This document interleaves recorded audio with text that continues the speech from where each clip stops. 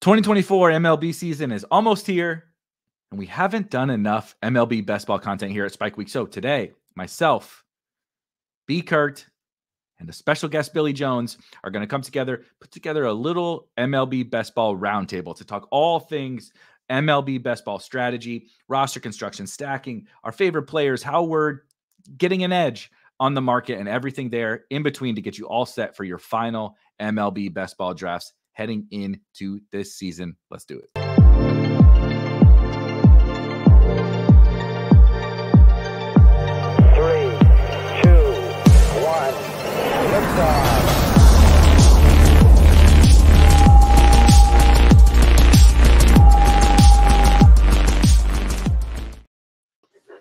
All right, guys, I'm pretty pumped about this one. I'll be honest. We do so much NFL content, as we should. NFL is king. NFL pays the bills. NFL, is what everybody is always interested in, especially nowadays with insane tournaments year round. But MLB Best Ball is growing a little bit, and I particularly enjoy the kind of unique strategy that exists around MLB Best Ball. This is, of course, you're watching this on YouTube. This is a free edition of our roundtable as a part of the 2024 MLB Best Ball Almanac, which is also free on Spike Week. You can get a little taste of our almanacs, which is, what some people might call a draft kit, a draft guide. That is our almanacs. We have them for all sports. The NFL Best Ball Almanac, there will be a link in the description. You can get access right now, a one-time fee for $69.99. Get you covered for NFL Best Ball all the way through the end of the NFL Best Ball season. So we're going to be covering DraftKings has best ball tournaments every week. We'll have rankings and content up for those. There's mid-season tournaments on all the sites, and everything will be covered there for you in the NFL Best Ball Almanac. But back to MLB. I've been really enjoying, maybe too much so, the MLB Best Ball streets. It's pulling me away from all the NFL stuff that's going on nowadays.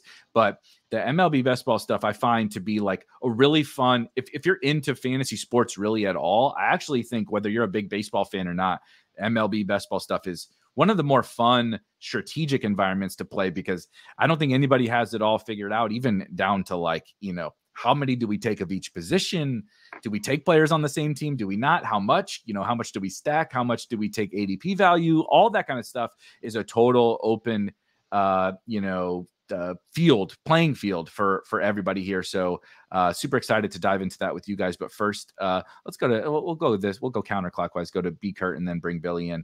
How has this so far MLB Best Ball season been going for you? I've had a ton of fun. So last year I got my beak wet with about 25 or 30 teams. This year I'm up to 50, 60 teams. I was hoping to do a little bit more than that, but NFL volume is taking a little bit of my attention. But I'm probably in the last week and a half we have here left, probably going to get 20, 25, maybe 30 more teams in.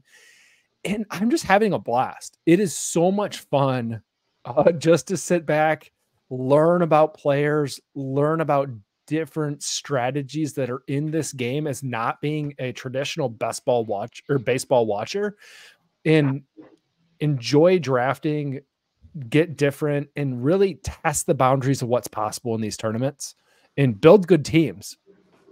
I love Billy, that. What about you? Yeah, Billy, I know you, I wanted to specifically ask, I know you've been doing a lot of awesome research into some of these little different strategic angles or whatever. What has specifically been jumping out to you that you think, that you've been studying or just been encountering in your drafts as I think there's some things here that we can uncover as edges? Yeah, the fact that baseball, best ball is much less solved than football is, and a lot less minds looking at it makes it a really interesting case study to look at. One thing that I really noticed from last year is how the early pitchers really struggled, failed. The zero pitcher strategy dominated last year. And we've seen the market directly react to that, where we would have seen a dozen pitchers in the early rounds, and now we're seeing maybe 2 or 3 in the first 2 or 3 rounds. And it's made a different dynamic. And that's very similar to what we saw with football, where wide receivers went crazy. Well, now in the inverse, pitchers have just gotten out of style. So I think that's been a really interesting like puzzle piece this year as like the market is completely shifted. I'm so glad you brought that up. So I want to talk about the pitcher thing. I think there's two big dynamics. So the second one we'll get to around outfield, infield thing, which I find to be pretty fascinating as well. But we should talk about the pitcher thing because so call me the resident slappy of the group. Because I was taking some early pitchers. My stance last year was Jacob deGrom, which worked out somehow even worse than the other elite pitchers. But of course, that's because he got hurt and had Tommy John. But do you think? I think that there's a lot that goes into the whole pitcher, zero pitcher versus elite pitcher versus whatever. Do you think that there is actually some specific strategic edge in fading the elite pitchers thanks to the scoring formats? On this could be on any of the sites, right? Underdog, DraftKings, Drafters. Do you think that there's actually like the scoring is just a little bit bad for the elite pitchers? Kind of comparable, but is it like a format thing, or is it just like that was a little bit of variance that happened? I think it was a bit of both. So the format is not good for pitching. It's so volume heavy that don't even really need to be good. You just need to be healthy, and you're going to push your team over the edge. And that's where I think I really like zero pitcher or pushing pitcher, because I'm just going to get more volume. There's, especially in a market that's been depressed this year, I can still get access to some really good guys too at that range. But the last year was potentially, I don't know if we want to call it an anomaly, but it was definitely one of these things where the early pitchers all kind of got hurt, or there's some unique failures that I wouldn't say are like predictable from what there, but it's the score. It's like you got this combination, and then a massive reaction happened to it. And so I think there is, just by understanding that the market is different from last year to this year, there's like some level of exposure to some of those early pitchers that are great values, but then smartly understanding the data from last year to not overexpose yourself to all those guys. I don't know. It's a very interesting. Bernie, it reminds me of, Billy just wrote this awesome zero running back piece, but it reminds me a little bit of that market shift where I think the market was just kind of wrong about the early pitchers and just didn't think, maybe they're coming from their Roto leagues or regular season long managed leagues and didn't really quite understand how much more powerful hitters are and how tight the gap is from the lesser pitchers to the elite pitchers, generally speaking, right? Of course, Spencer Strider goes out and has a 2-start week and he gets 2 good matchups. He's going to dunk on all the other pitchers, but generally speaking, it reminds me of the wide receiver apocalypse of 3 years ago, where there were so many early round running backs, and then everybody kind of just had the epiphany that driven by some show. I can't remember what show that was that did that, but all of a sudden people are like, oh, maybe I have been overdrafting the running backs a little bit too much. And part of the running back thing is also the format, right? Of best ball. It's the way they score, and it's the format of best ball. So it's a little bit similar to the pitcher thing. Yeah. So where my brain's going at hearing Billy and you, Eric, talk about this is when we deploy hero pitcher or when we deploy zero pitcher, which it sounds like most of us are doing a lot. Billy, you're talking about volume. Is there a specific archetype of pitcher that we should be trying to bring into those builds, whether it's young prospects, whether it's older vets that are just going to eat innings? Like if the scoring is flatter than the other positions and we're waiting on that, how do we make that volume of pitchers or amount of pitchers on our roster work for us best? Any thoughts or ideas you guys have on that? I think it's that you're hinting at you can't just get a bunch of oatmeal pitchers that are never going to have this upside, right? Do, if we're going to take 8, which I think I like 8 personally. It's definitely 7 or 8, never 6 at this point, because I know how much attrition is at the position, that I want 8 big swings, or if 6 big swings, and then the profile's got to have strikeouts in there, bigger innings from later in the draft. There's just not really a point to drafting guys that we don't think can give you a spike. And then also on that point, but the volume is important. So there are some young pitchers that potentially are scary if you don't think that they're ever going to get more than 6 innings in a start or 100 innings in a year, no matter how much we like them. They're not going to be great picks for us unless they are pitching at the perfectly timed right at the end of the year. Yuri Perez comes to mind. I think he just got banged up as well, but it was one of those where they came out in a pitch limit, and pitch limits can be overblown because most pitchers are on pitch limits nowadays. Again, it reminds me of the running back. It's like, oh, he's not a workhorse. It's like, yeah, there's one workhorse in the entire NFL, Christian McCaffrey. So most of these pitchers are going to be reasonably limited to varying degrees. But you get a Yuri Perez. It's like, I don't want to start my year being like, God, I got to thread this super tight needle with this dude who I know he's good, but when you get the pitch limits, you get one of two things. One, they're very unlikely to be pitching when it matters for us, right? When we make all of our money in the fantasy playoffs, or they might be pitching then, but all season you're just getting 5 innings a start.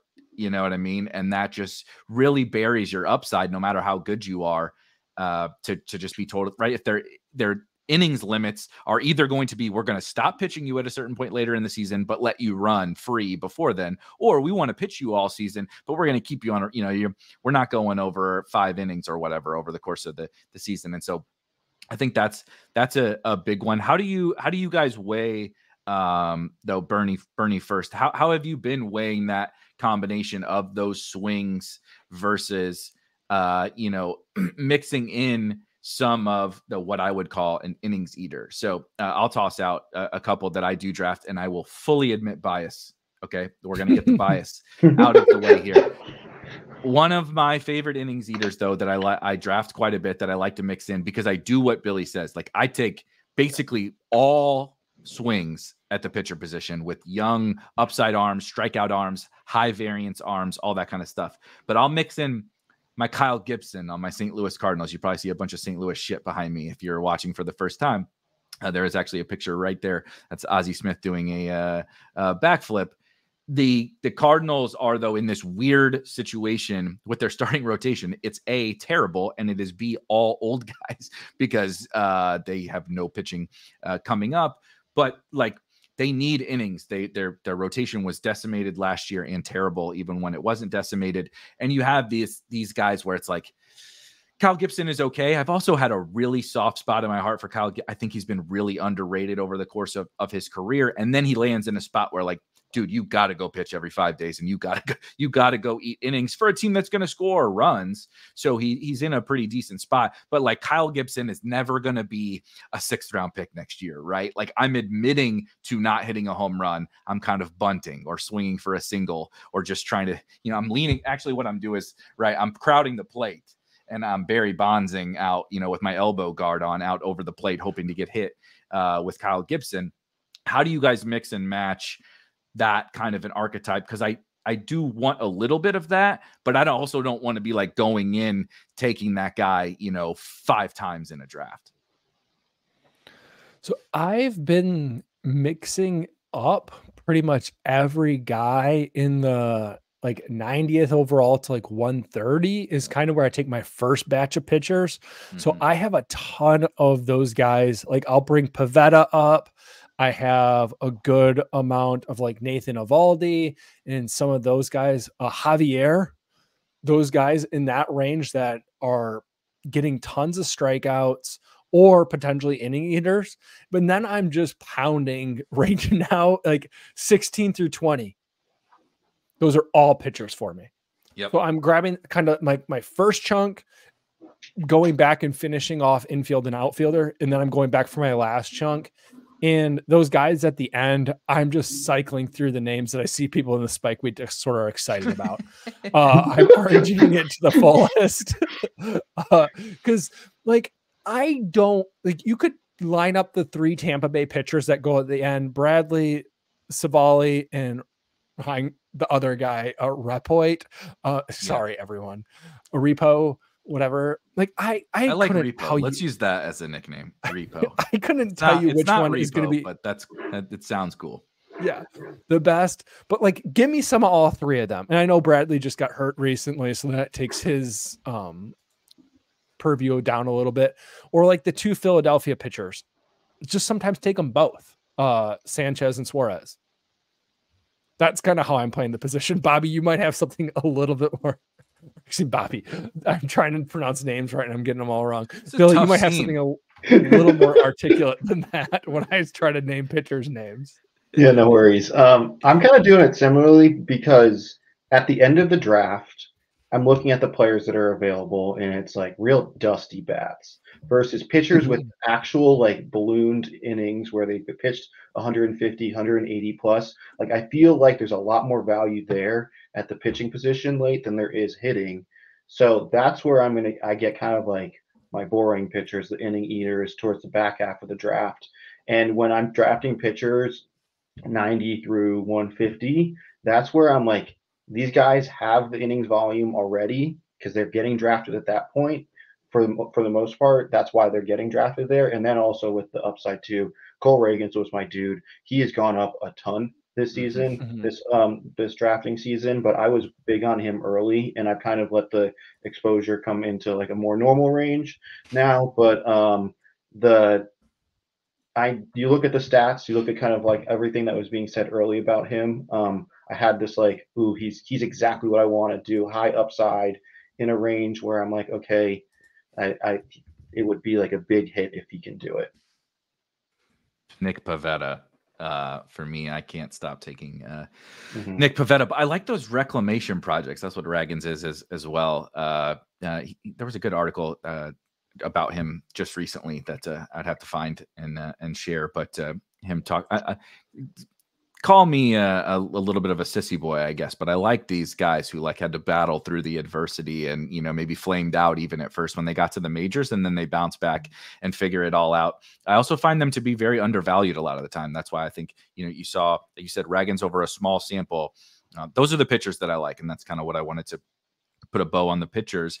Is you mentioned like strikeouts and of course innings eaters. We talked about that balancing act, but I find from a pitcher perspective, some of our biggest edges are, I mentioned those two guys. It's not just reclamation projects, but it's guys who, everybody knows how to value. It's a bad name now, but Garrett Cole, right?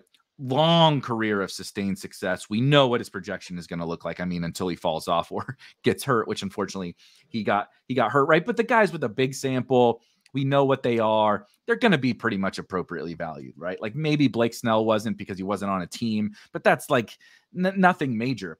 The guys who could be big wins, but also big losses are the guys with a little bit weirder sample, right? And that's a Pivetta and a Ragans and those kind of guys where it's like, we saw it, like, but was it a flash in the pan, right? We saw it for a couple months or half a season or 3/4 of a season. Is this thing real? And who am I to say? I'm not a baseball scout. I look at fan graphs just like everybody else does, right? That's where I get my baseball information, all the same sources that everyone does. But those can be the big, huge wins where it's like, yeah, what if they are an all-star pitcher, and you're getting them outside of the top 100 because, people just don't trust the name just yet. And those are the big guys that I like to dive into. Billy, clearly you were on Ragans just like we were. Is that kind of something that you like to dig into to try to get a strategic edge from an individual player perspective? Yeah, and it's hard to get. There's not really a ton of analysis for MLB Best Ball. There's a lot of fantasy baseball analysis out there, and that's one thing I've been trying to focus on while I listen to Saris and Rates and Barrels. Great, but they are talking like a completely different game.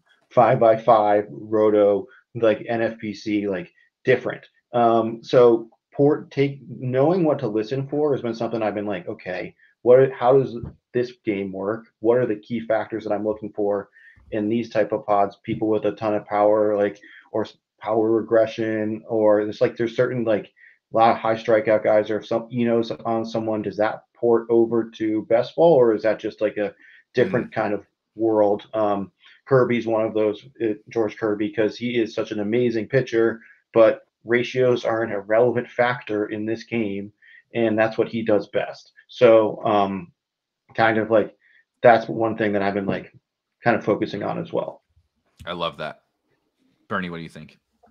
Well, and when we think about the MLB Best Ball, it is so scarcely covered that if like we sat here, you mentioned quality starts earlier. Quality starts only matter on Underdog. They don't matter on Drafters or DraftKings. Like we have this nomenclature when we talk about NFL where I can be like, oh, this site's full PPR, this site's half, this site has bonuses. It's easy. We get it.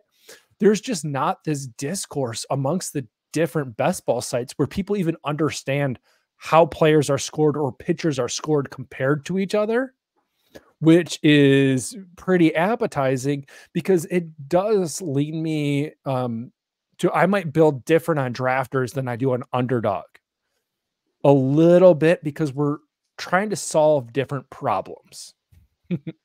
Yeah, absolutely. And I do just want to jump in because we talk a lot about Underdog and of course DraftKings, but Bernie mentioning all the sites being very, very different. If you have not played on Drafters, not only is the scoring different, it is a cumulative scoring format, whereas the other two are playoff formats, meaning you play out the regular season on Underdog and DraftKings against the 11 other people that you drafted against. You need to finish in generally the top two. Things fluctuate by tournament, right? But generally you need to finish in, let's call it the top two of your league. You advance to the playoffs. Then you play in one playoff round and another playoff round and you make the finals. And then the finals is where all the money comes out, basically, right? So you got to navigate through this gauntlet of rounds, make it to the finals, and then score the most in the finals to win. On Drafters, from day one, you draft against 11 other people, and then they're all irrelevant. They're only relevant in the fact that they're in the whole tournament. You have to beat every single team in that tournament, total points from day one to the end of the season. And so that's something, like you said, what I love about it, and I love bringing kind of the NFL perspective. I know there's people that maybe don't play NFL that might listen to this. They're like, would you shut the hell up about NFL? But I think most people are familiar with fantasy football and maybe porting over to MLB, where it's like, you understand these differences in, right? Like you said, PPR is just like, my wife knows what PPR means, right? Like everybody knows what that stuff means and everybody understands the differences. In MLB, it's like people don't even understand the differences on Underdog between their Roto league. You mentioned George Kirby, great pitcher. I have him on my longest running dynasty league. Big fan. The good real life baseball player. I just looked at his ADP being 61 and was like floored on Underdog, like completely and utterly floored because he just doesn't score in the fashion that you need on, particularly on that site, right? Like you said, the ratios don't matter because it's a point scoring format, not a 5x5. But even at least on DraftKings, where walks and hits do negatively impact pitchers, we could make an argument like it's still a strikeout game, like it's still very much a strikeout game on Underdog or on DraftKings. We could at least like make a case, right, where it's like, okay, he's going to really limit the walks and hits. Those are worth -0.6 every time, right? So we can make that case. But like, that's not the case on Underdog. And so I just think that it's a game ripe for the taking for people that really spend the time analyze. Like, you don't have to be a baseball expert is basically what I'm saying. You just come in and study the rules and the scoring. And I think you might have an edge just specifically from that. One other scoring thing that I want to talk about above and beyond pitchers is the whole infield outfield thing. It's not just like a scoring format thing, but it is a positional scarcity type element that, again, Underdog drafters have really reacted to harshly. I don't feel that pain on DraftKings. Sometimes I feel the pain on DraftKings of Infield really drying up, which is peculiar.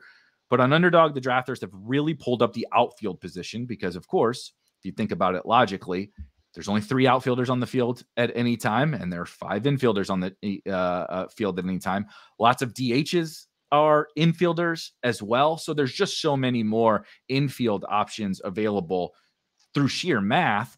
Then you get into the fact that there's lots of platoon players out there. You can really restrict the amount of outfielders that are even draftable very, very quickly. But the market has figured that out as well, similar to how they figured out the pitcher thing. How have you been thinking about that whole dynamic in terms of how you're trying to, exploit it in your drafts, Billy? Well, it's almost like you just have to pay the tax. That is outfielders, right? Like they're never going to project better, but you kind of need to be in a position to where you can get like high quality outfielders on a roster, and you can still get like the points at the other positions too. Because if you just like forego it, you're going to be really chasing. And I feel like that there's an opportunity for values at pitcher, values at infielder at later points in the draft, just because we know that people will push up outfielders. Whereas if you're chasing outfielders, you're gonna chase. And I hate to have to chase. So you're really kind of stuck with what you're gonna do.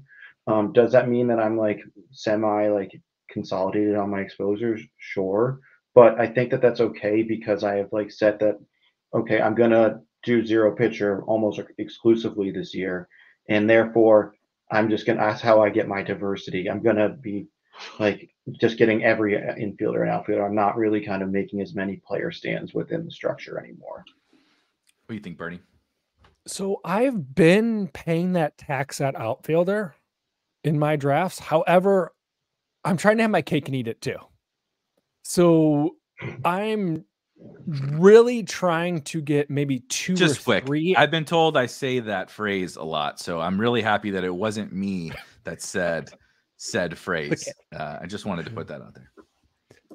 So I'm probably going with 2 or 3 outfielders in maybe like the first 5 rounds. This is not a hard rule I have or anything. Like it really depends on stacks and different things like that. But when I do then pivot away from outfielder for a little bit and I get my infielders, because there's still infielders that are going to score a lot of fantasy points in the first 5 rounds, even if they're not the first round or something like that. When I'm coming back to outfielder, I'm being very specific and I'm being very choosy. I am not going for the players that are consistent every day. They've been in the league 10 years. They're going to get you 7 to 8 points a game type of guys. Maybe they'll get a 15 here. I am going for youth. I'm going for uncertain assets that are likely to be in the majors a lot or the whole year. A guy like Wyatt Langford, which is now like this abnormality that is on a meteoric rise. Like I have 33% Wyatt Langford right now. I've pulled him up and I've been tacking him on up the board, but I'm definitely slowing down. Or there's some other later guys that I've like found out about that are just young and maybe they're the next first round outfielder. Those are the guys I'm trying to identify in adding those to my 2 or 3 elite outfielders. They don't even have to become, sorry, Billy. And then I just said, they don't even have to become the next, right? Wyatt Langford is, I made this comp and I don't mean the player profile comp or whatever, but last year, this was Corbin Carroll. We're doing this again. This is 2 years in a row. For anybody that played on Underdog last year, Corbin Carroll went from beyond pick 100. Everybody realized, okay, this is one of the best prospects in baseball. Oh no, he's going to play every day. Oh no, and all of a sudden just rise up into the 50s or whatever of ADP. Wyatt Langford is on a similar meteoric rise.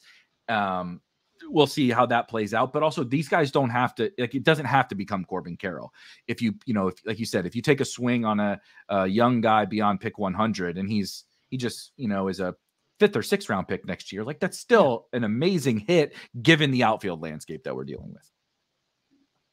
Yeah, I was going to say that I love that you use the word choosy, or you're very picky with which outfielders you're looking for, because if you were to just look at like ADP and like projected points scored totals or per game, they pretty much line up right now. And with best ball, we know that it's not this accumulative total game. There's spikes that are going to happen, and the profiles that spike are not necessarily Stephen Kwan, even though his total season is going to look like he's going to be a great value as to where he's at.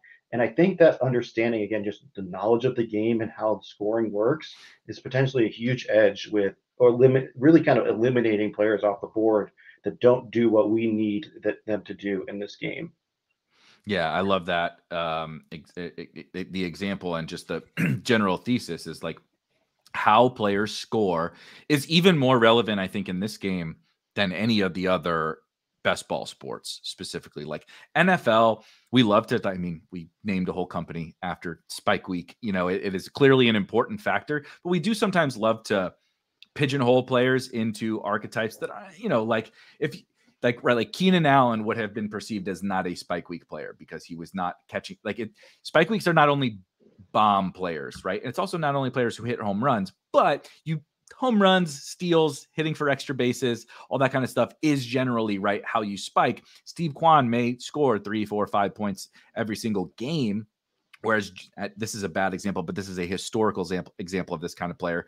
Joey Gallo, right, he's going to strike out a lot. He's going to have a lot of 0-point performances, but those games that he doesn't strike out is like, oh, that's 2 home runs, you know, and then he just beats Steve Kwan in one game. He does it in one game, you know, and so that's the kind of thing, again, that I think, right, it's the George Kirby of hitter. It's like, it's not that this guy's bad. Steve Kwan's an awesome real life baseball player, and he has a ton of value to his team. It's just he doesn't have a ton of value to us in this particular format. The only other thing I was going to add on the outfield thing, what I'm kind of doing, you mentioned choosy.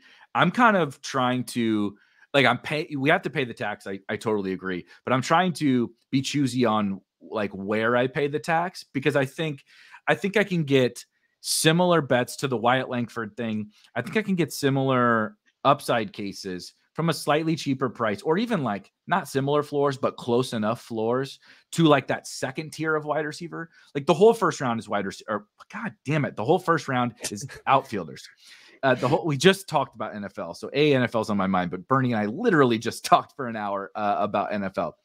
The outfielders in the first round are awesome. They like should be, like, I don't have it. We're not paying a tax for Shohei Ohtani. Like, that's not a tax. He deserves to go where he goes. Where the tax starts to come in is like Brian Reynolds is the name that I think a lot of people use, and I use it to, like, good baseball player, really projects worse than everybody else from an infield perspective in that range. It's not that I don't like Brian Reynolds and I don't have zero Brian Reynolds, but I don't love paying the tax on those kind of guys. If I'm going to pay it, I do want to pay it for Wyatt Langford. I do want to pay it for these, you know, guys who have a lot of a very wide range of outcomes and are maybe just a tick cheaper, right? I don't want to pay for this like kind of relative floor when I can maybe hit the same production at a cheaper price on a little bit more of an uncertain asset. And then I do think there are flyers late at the outfield position that people have just like totally written off. The biggest so far hit for me there, amongst other whiffs, but is Will Benson. It's been luck because TJ Friedel broke his wrist, which opened up some playing time in the outfield, potentially opened up playing time even against left-handed pitchers, fingers crossed. But he's the kind of guy I want to take swings on at the outfield position, where the upside is immense. He's a power speed guy. Last year, he was awesome for fantasy when he got to play. People are concerned about playing time. I'm going to take the swings on the guys who, if the playing time works out in their favor, especially in the outfield, like the value of that guy is huge given the current landscape when everybody is paying the tax, as am I. If I can find, you know, Will Benson in the 19th round and he's producing like a 5th round pick, like the value given the ADP constructs right now is so huge. Yeah, absolutely. Who else do you like in the late rounds right now? Because I'm struggling. Well, I used to have a bunch of outfielders that I loved, and they just kind of moved up the board right now. Who are you guys picking? Bernie, let's hear it. I want to hear the guy who gets all his takes from the names he reads that day in the Spike Week Discord. Okay. So the latest guy that I've been taking a little bit is Brenton Doyle. Hey, Colorado's Rockies player. Yeah. Get the Coors Field. If you're going to take somebody shitty in the outfield, at least let him play in Coors Field. Yeah. There's some hope to be had there. He also tacks well. There's a few infielders late if you want to build one more stack with like Tovar or with McMahon. And he kind of fits a lot what I'm doing if I'm totally blocked out. But I'm really trying to make pitcher my last few rounds. So I'm not getting there very often. But if I had to, I like Velasquez from Kansas City. I know he's kind of a flamed out prospect a little bit, but who could take a step forward with Bobby Witt? Yeah.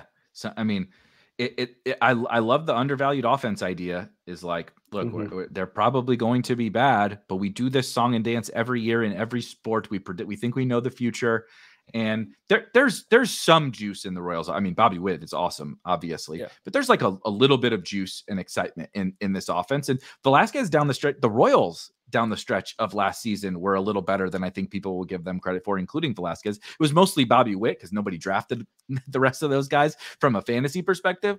But like if you were playing DFS and you were stacking the Royals at the very end of last season, Bobby Witt was the one doing a lot of the damage, but these other guys were eating too. I just appreciate how you made me say more baseball players' names, and I think I did pretty good on those too. That's why we're recording this. Yeah, you did. That's why we're recording this to hear you talk about baseball players and also try to pronounce their names. I do have a couple. There was a interesting discussion yesterday also in the Discord. There's a link to the Spike Week Discord, by the way. And there's a ton of MLB talk going on right now. So why Bernie's drafting good teams is because there's all these sharp people out there giving him all the great advice in the Discord. It's 100% free, link in the description. I just pulled up one of my recent teams that I drafted on Underdog. It does have Brenton Doyle. So Jesus, I can't believe we're drafting the same people. But Jose Siri from the Tampa Bay Rays, I think, is a reasonable enough late round flyer.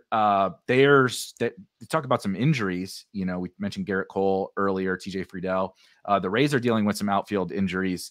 I think Siri is a reasonable enough fantasy producer. I mean, shoot, last year, 25 home runs, 12 stolen bases, 272 ISO. That was I don't know that he's quite that good of a hitter, but I say that about every Tampa Bay Ray of all time. Like, I don't know if this guy on the Rays is that good. And then they just keep producing on the Rays. I think he's going to play a ton, at least to start. He played 100, more than 100 games last year. So if you can get the playing time to shake out, I think he has some upside.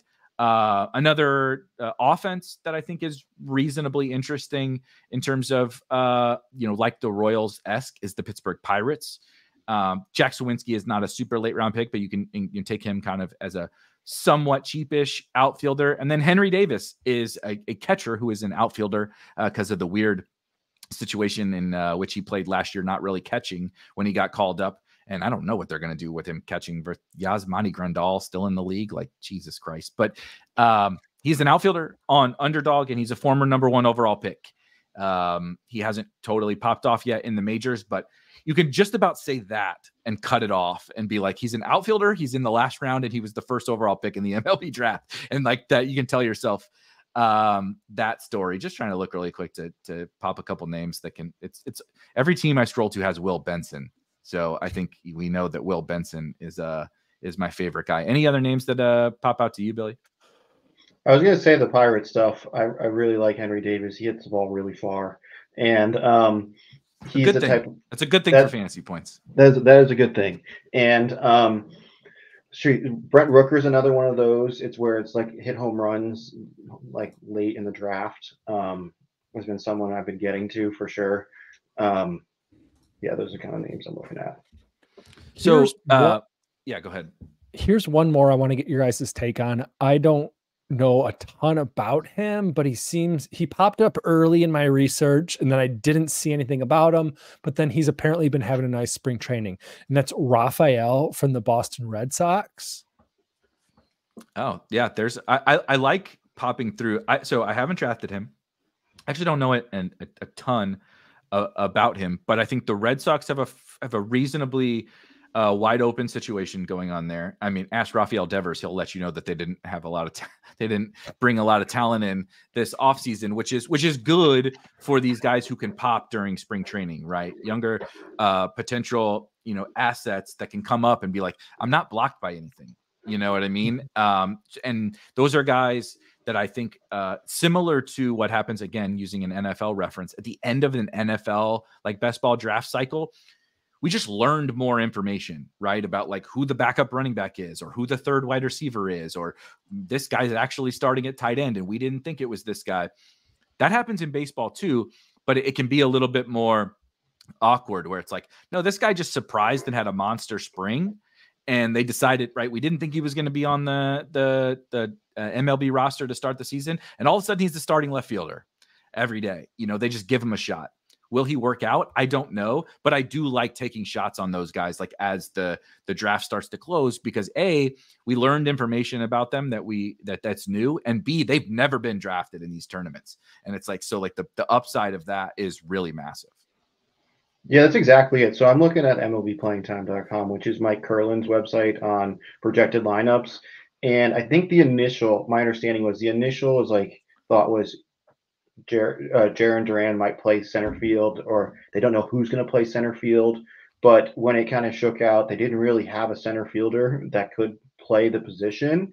And then Rafael got an opportunity and has been kind of crushing it. And then there's not, it's hit, the quote is, it's his position to lose at this point, and that's awesome. That's the potentially the Chiron of this type of slate, where not considered to be relevant. And then if you look at the projected lineup, he's getting like sixth now. So it's like in a park that we like. So there's like just by some late information, that's like potentially a great pick there. Yeah, I love that. Is there anything else as we kind of wrap here? Is there anything else like from a strategic angle? Now, it could be players, team stacks, whatever, but that you've been really, Billy, you mentioned, loving the Pirates. I love the Reds.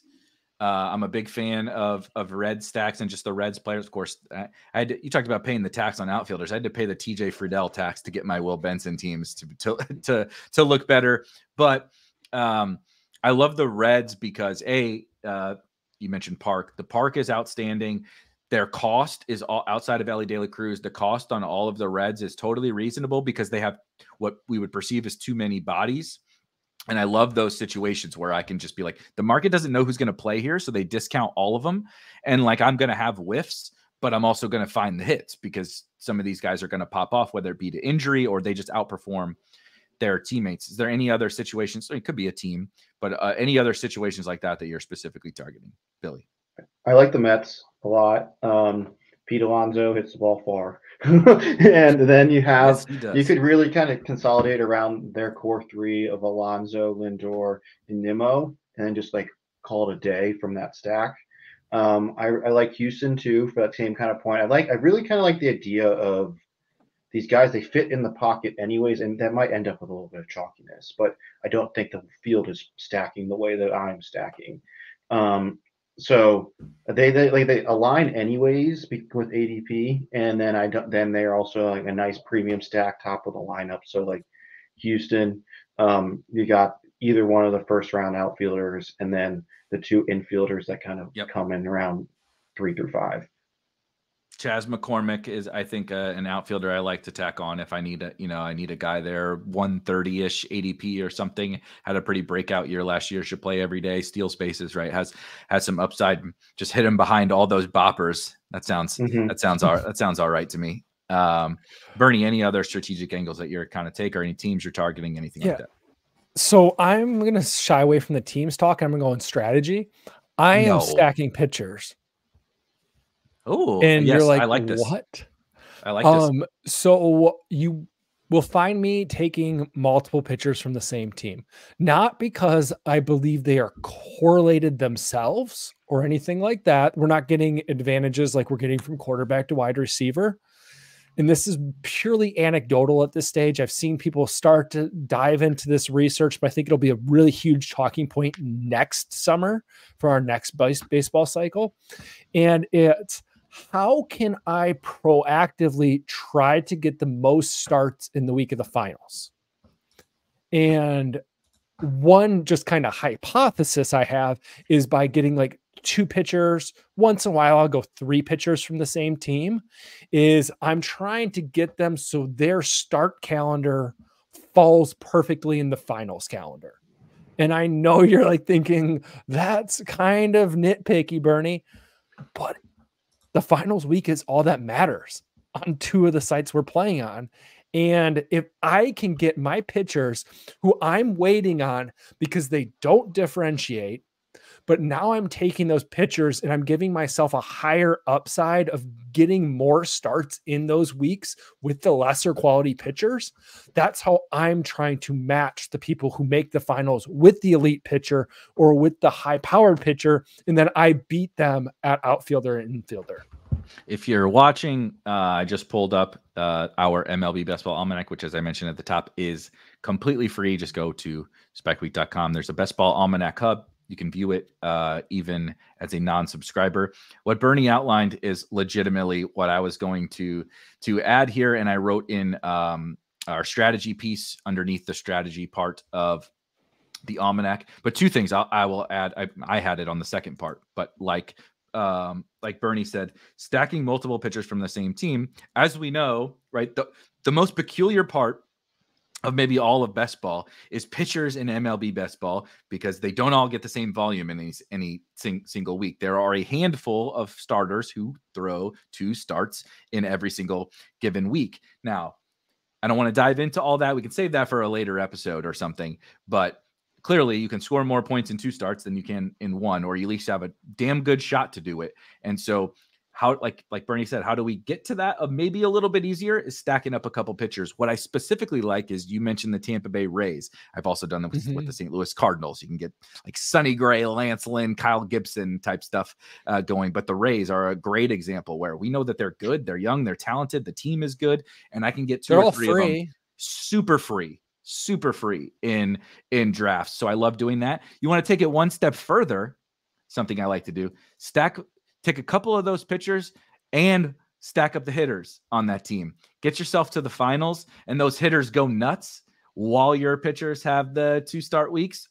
You're racking up the quality starts and the wins and all the hitter points, all from one little mini team bet. Not something I'm like going crazy out of my way to do, but if you're looking for kind of some of those galaxy brain strategies that can be just little things you can add in that nobody's thinking about, right? All the people we're drafting against are just who's the best player on the board. These little micro things I think we can do to get some edges in MLB Best Ball. But we do have to run. Again, make sure to check out the MLB Best Ball Almanac in the description. We'll see if we can get together here pretty soon for a draft. We'll follow this up. The 3 of us can get together, put our brains together, and have a draft for you. Maybe we'll stream it live as well. But for myself and for Billy and for Bernie, we'll see you next time. Enjoy those baseball drafts. Peace.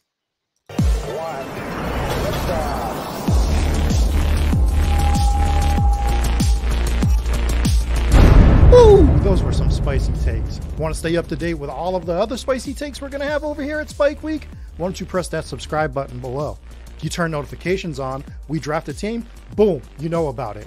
We have another spicy take, boom, you know about it. You can be there. You can draft with us. You want to stay up to date?